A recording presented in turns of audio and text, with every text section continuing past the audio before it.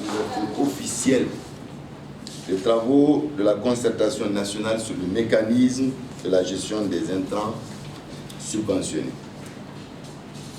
Mesdames et messieurs, comme vous le savez, l'économie malienne repose essentiellement sur le secteur agricole qui occupe près de 80% de la population active et contribue à hauteur de 38% au PIB, selon le rapport CSRD.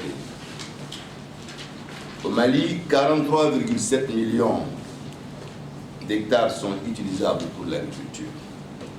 Compte tenu des énormes potentialités que recèle le secteur agricole, les plus hautes autorités du pays ont décidé de faire de ce secteur le moteur du développement de l'économie nationale et garant de la souveraineté alimentaire dans une logique de développement durable. Pour ce faire, des politiques et lois ont été élaborées et mises en œuvre. Différents textes dans le cadre de la coopération sous-régionale, régionale et internationale ont été ratifiés. Il s'agit entre autres de la loi d'orientation agricole, la loi sur le foncier agricole LFA, la politique de développement agricole PDA, la politique de sécurité alimentaire et nutritionnelle, le plan national d'investissement du secteur agricole PENISA, etc. Le secteur du développement rural a plusieurs défis à relever, parmi lesquels l'investissement dans le secteur agricole reste une préoccupation, eu égard à la déclaration de Maputo 2006, demandant aux États de consentir au moins 10% de leur budget national dans le financement de l'agriculture. Son Excellence Elhadji Ibrahim Boubacar Keïta, président de la République, a décidé d'aller au-delà de cette déclaration en consacrant, à partir de son premier mandat, 15% du budget national pour le développement rural. C'est qu'il y a une vision politique concrétisée.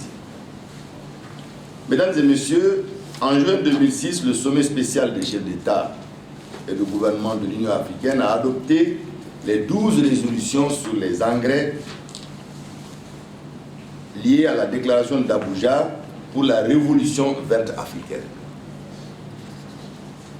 La résolution numéro 1 stipule que les États membres de l'Union africaine doivent augmenter l'utilisation d'engrais de 8 kg à 50 kg par hectare avant 2015.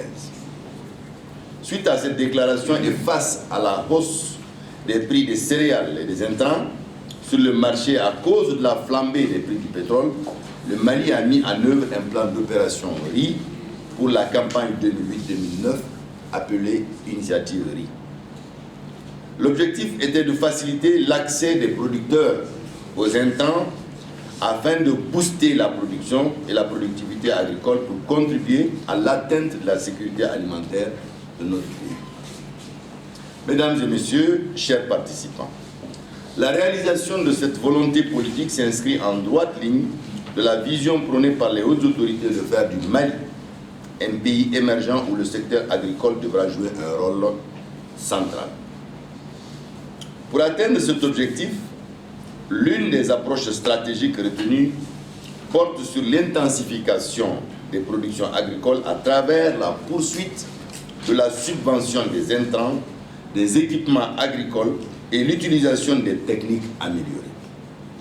Le succès de cette intensification passe obligatoirement par la maîtrise du système d'approvisionnement en intrants agricoles. Mesdames et messieurs, l'approvisionnement des producteurs en intrants agricoles est confronté à certaines difficultés majeures, dont, entre autres, l'insuffisance de couverture des besoins en engrais pour tous les producteurs de certaines cultures subventionnées dans certains bassins céréaliers. Riz, maïs, mil, sorgho, niébé, etc. La faible appropriation de la distribution électronique des engrais est chère. Et cela malgré 3 années d'expérimentation.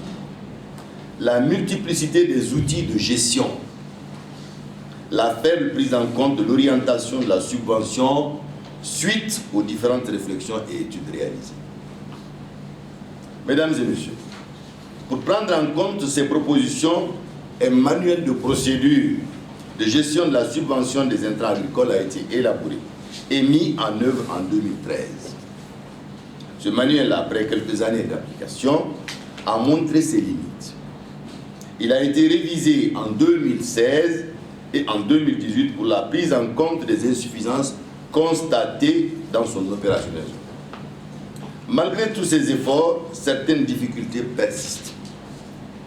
C'est face à cette situation et compte tenu du fait que la subvention porte sur les fonds publics que nous avons instruit la tenue d'une concertation nationale sur la gestion de la subvention des intrants agricoles. La présente rencontre a pour objectif de contribuer à la recherche de solutions durables, inclusives et appropriées aux mécanismes de gestion de la subvention des intrants agricoles. Mesdames et messieurs, au regard des enjeux liés à la subvention des intrants agricoles en général et de l'engrais en particulier, je vous invite à participer pleinement et de façon responsable aux travaux afin que l'atelier puisse atteindre ses objectifs. Vous savez très bien quand même que l'une des plus grandes difficultés que nous avons aujourd'hui au niveau du secteur rural en général et du département de l'agriculture en particulier, c'est la gestion des engrais. Et comme je venais de le dire, c'est de l'argent public.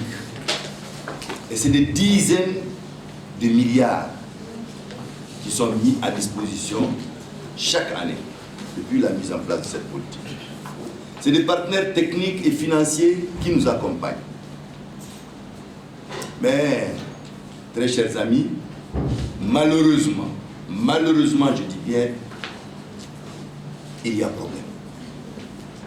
L'un des plus grands problèmes, c'est que les producteurs ne sont pas satisfaits. Il y a plein d'endroits où vous n'avez pas d'engrais. Ou quand vous l'avez en retard. Ou si vous l'avez à temps et pas en retard et en quantité, vous ne l'avez pas toujours en qualité. Voilà ce qui nous a motivés. Il n'est pas question d'utiliser l'argent du contribuable malien pour subvenir à ses besoins, régler ses problèmes alimentaires, régler le problème de souveraineté alimentaire, et que ce fonds serve plutôt à d'autres fins. Pendant toutes mes tournées pendant la campagne agricole passée, je ne suis passé nulle part où je n'ai pas insisté sur cet aspect. Il n'est plus question que la subvention des intrants serve de moyen d'enrichissement pour un certain nombre de nos compatriotes et laisser malheureux ceux-là à qui c'est destiné. Et en fait, c'est destiné aux producteurs, mais les producteurs produisent pour nous tous. Nous créons toujours problème d'insécurité alimentaire. Effectivement, si nous ne sommes pas souverains sur le plan alimentaire, je ne vois pas comment peut-on parler d'indépendance. C'est le mécanisme de gestion des intrants agricoles subventionnés. Je vous remercie.